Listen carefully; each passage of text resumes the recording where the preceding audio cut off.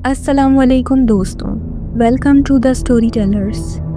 اگر آپ کو ہارر سٹوری سننا پسند ہے تو ہمارے چینل کو سبسکرائب کریں اور اپنے فرینڈس کے ساتھ شیئر کریں۔ چلیے آج کی سٹوری شروع کرتے ہیں۔ یہ کہانی ہمیں ارسلان نے بھیجی ہے۔ وہ لکھتے ہیں کہ یہ قصہ میں اپنے بابا کے منہ سے کئی دفعہ سن چکا ہوں اور دل کے کسی کونے میں اب بھی یہ امید باقی ہے کہ ایک دن منہاج واپس آ جائے گا۔ میرے بابا اور ان کے 5 دوست تھے، سبھی 25 سال سے کم عمر کے تھے۔ وہ سب بہت گہرے دوست تھے اور کراچی کے محلوں میں رہتے تھے۔ ان سب میں ایک منہاج نام کا لڑکا تھا جو نہ صرف بے حد حسین تھا بلکہ اس کی آنکھوں میں ایک چمک تھی۔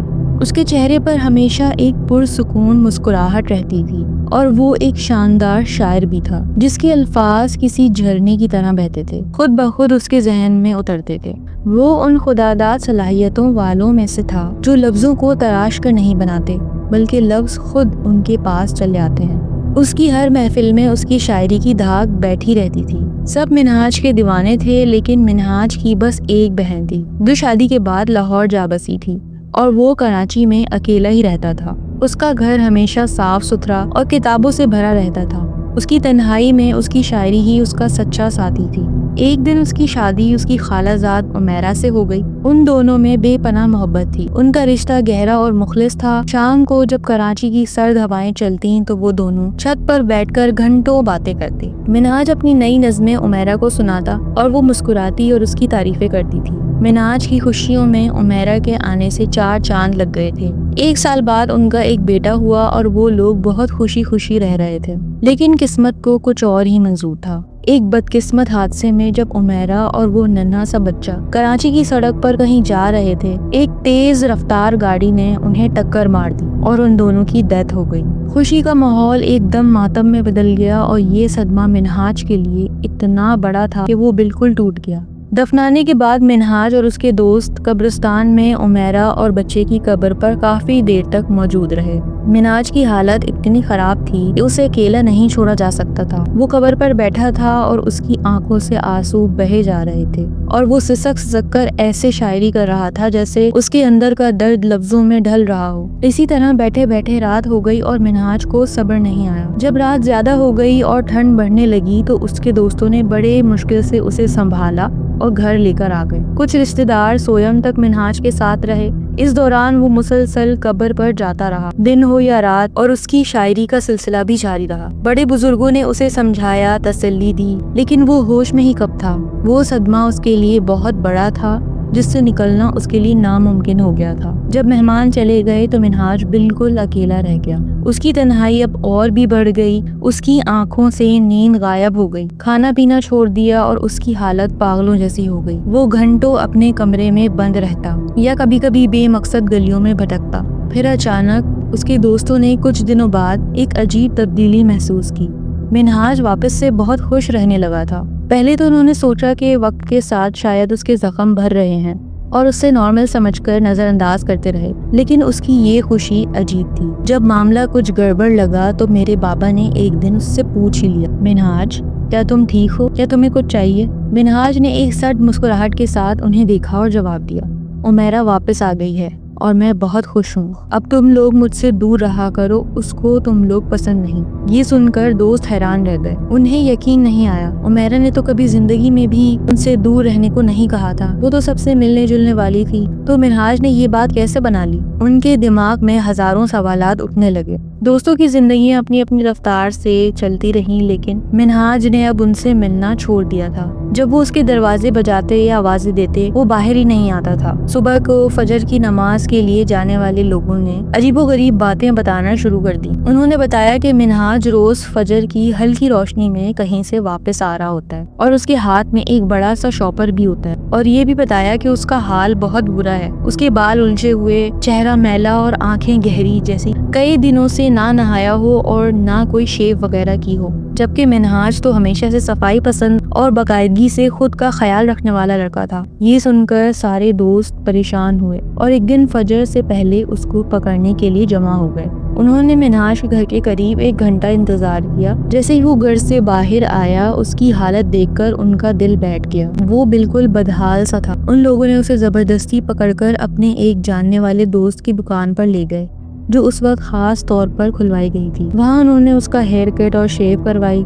اس دوران منہاج مخالفت کرتا رہا، بلبلاتا رہا اور روتا رہا۔ وہ بار بار عمیرہ کی ناراضگی کا بولتا رہا۔ عمیرہ غصہ ہو جائے گی، تم سب اس سے پسند نہیں۔ لیکن ان لوگوں نے اس سے نہیں چھوڑا۔ پھر ان میں سے ایک دوست اسے اپنے گھر لے گیا، اسے نہلایا، صاف کیا اور صاف کپڑے پہنائے۔ منہاج اس دوران بھی کچھ نہ کچھ بولتا رہا، لیکن اس کے دوست اس کی باتوں کو پاگل پن سمجھ کر نظر انداز کرتے رہے۔ صبح ہو چکی تھی اور وہ لوگ منہاج کو زبردستی ناشتے کے لیے لے کر جانے لگے، لیکن وہ ان سے جان چھڑا کر بھاگ گیا اور واپس اپنے گھر میں گھس گیا۔ ان دوستوں نے بہت کوشش کی اسے باہر بلانے کی، گھنٹوں دروازہ کھٹکھٹاتے رہے، لیکن وہ باہر نہیں آیا۔ پھر یہ سب بھی تھک کر واپس اپنے گھروں کو چلے گئے۔ ان کے دل منہاج کے لیے دکھ اور فکر سے بھرے ہوئے تھے۔ میرے بابا بتاتے ہیں کہ منہاج اتنا گندا تھا کہ جیسے زمانے سے نہ نہایا ہو، بالکل ناپاک حالت میں تھا، جبکہ منہاج ہمیشہ سے انتہائی پاک صاف اور سیلف کانشیس لڑکا تھا جسے ایک ایکسٹرا بال بھی اچھا نہیں لگتا تھا، اور وہ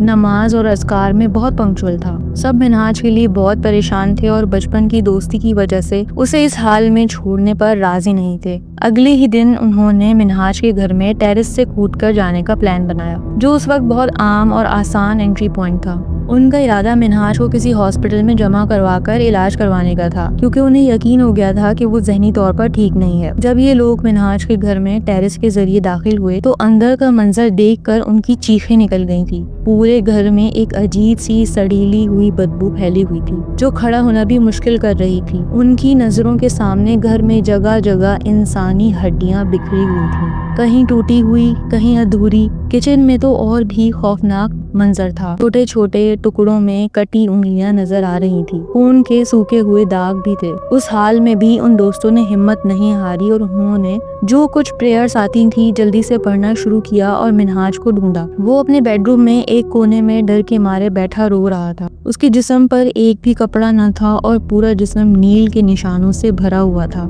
جیسے کسی نے اسے بری طرح مارا ہو۔ اس کے دونوں ہاتھوں اور پیروں کی انگلیاں کٹی ہوئی تھی جن سے خون نکل کر اب جم چکا تھا۔ وہ ان سب کو دیکھ کر اور زور سے چیخنے لگا، بھاگ جاؤ، عمیرہ تم سب کو بھی جان سے مار دے گی، وہ بہت غصہ ہے، مجھ سے ناراض ہوئی ہے تم سب کی وجہ سے۔ دوستوں نے آپس میں اشارے کیے اور دو دوست بھاگتے ہوئے گھر سے نکل گئے۔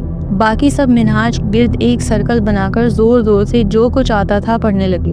گھر میں ایک دم ہی توڑ پھوڑ شروع ہو گئی، جیسے کوئی غیبی طاقت اندر کی چیزوں کو الٹ پلٹ کر رہی ہو۔ بھیانک چیخوں کی آوازیں آنے لگیں جو انسانی نہیں لگتی تھی۔ منہاج بھی پاگلوں کی طرح ڈر کے مارے چیخنے لگا، لیکن ان دوستوں نے اسے خود سے الگ نہیں ہونے دیا، اسے مضبوطی سے پکڑے رکھا۔ اتنے میں ہی وہ دو دوست جو گھر سے گئے تھے ایک بزرگ کے ساتھ گھر میں داخل ہوئے۔ ان کے آنے سے اچانک گھر میں خاموشی ہو گئی۔ ان بزرگ نے ان 7 لوگوں کو ایک سرکل میں کوئی لکیر کھینچ کر بٹھا دیا اور پڑھائی شروع کر دی۔